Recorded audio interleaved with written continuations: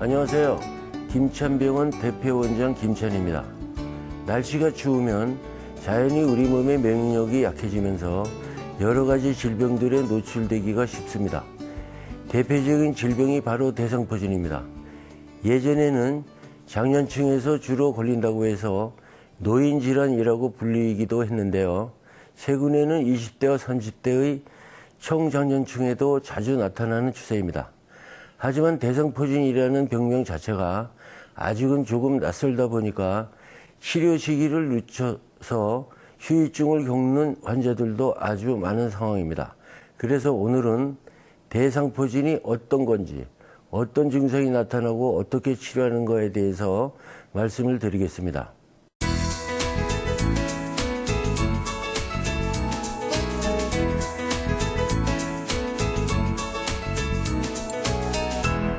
대상포진은 어린 시절 앓았던 수두 바이러스가 우리 몸의 신경뿌리에 잠복하고 있다가 몸이 약해지면서 면역력이 떨어졌을 때 신경뿌리에서 다시 활성화하면서 신경의 염증과 손상을 일으켜 피부의 발진을 일으키는 질병입니다. 아이들에게 극심한 가려움증을 동반한 수두, 장년층에게 고통을 안겨주는 대상포진, 언뜻 보기에는 상관없이 보이지만 모두 수두, 대상포진 바이러스라는 바이러스의 활성화로 인해서 발생하는 질환들입니다. 즉, 같은 병은 아니지만 같은 바이러스로 인하여 발병하는 것이죠. 이 바이러스가 보통 소화기에 수두를 일으킨 후 몸속의 정복 상태로 존재하고 있다가 다시 활성화가 되면은 대상포진으로 발병하게 됩니다. 하지만 수두와는 달리 대상포진은 전염력이 거의 없다고 보시면 됩니다. 대상포진의 증상은 피부 발진이 나기 전 전신 근육통이나 두통, 오한 같은 감기 증상을 느낄 수가 있습니다. 또한 침범된 신경을 따라 몸의 국소적인 부위가 찌르는 듯하고 화끈거리기도 하며 쓰라림이나 아리는 등 다양한 통증이 3-4일간 지속되다가 피부 발진이 일어나게 됩니다. 이 발진은 몸의 한쪽에 띠처럼 나타나는 것이 특징입니다. 대상포진 후 가장 흔한 후유증은 신경통인데요. 대상포진 발진이 완전히 가라앉고도 통증이 계속 남아 있는 경우입니다. 면역력이 떨어지는 경우, 특히 나이가 많을수록 대상포진 후 신경통으로 이어지는 경우가 많습니다. 50대는 50%, 80대는 80% 정도라고 생각하면 됩니다. 이 통증이 아이를 낳는 통증보다 고통스럽다고 합니다.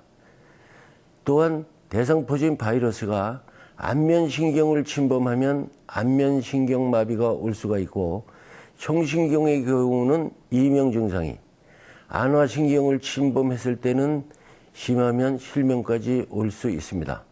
일부 환자에서는 척수염을 동반할 수도 있습니다. 일단 대상포진을 확진하게 되면 일주일 정도 항바이러스제를 복용하게 됩니다. 이때 환자의 상태에 따라 진통제 등도 함께 처방을 합니다. 하지만 무엇보다도 중요한 것은 신경치료입니다. 대상포진은 피부병이 아니라 신경의 염증과 손상을 일으키는 질병이기 때문에 반드시 신경치료를 병행하여야 합병증을 막을 수가 있습니다. 특히 나이가 많으시거나 통증이 심한 환자는 꼭 신경치료를 받기를 권장합니다. 이때 제대로 신경을 치료하지 못하게 되면 대상포진 후 신경통으로 넘어가게 되는데 이는 앞서 말씀드렸듯이 분만통보다 더한 통증을 동반하게 됩니다. 대상포진은 감기처럼 바이러스에 의한 질병이므로 면역력이 약해지면 발병하기가 쉽습니다. 따라서 규칙적인 생활습관과 운동, 균형 잡힌 식사, 정기적인 휴식으로 면역력을 키우는 것이 제일 중요하다고 할 수가 있습니다. 또한 50세 이상의 성인의 경우 대상포진 예방주사를 맞게 되면 대상포진 발병률을 50% 정도 감소시키는 것으로 알려져 있으므로 예방주사를 맞는 것도 도움이 됩니다. 하지만 대상포진이 일단 발병이 되면 지체하지 마시고 전문의를 찾아서 적절한 치료를 제때 받는 것이 가장 좋겠습니다. 감사합니다.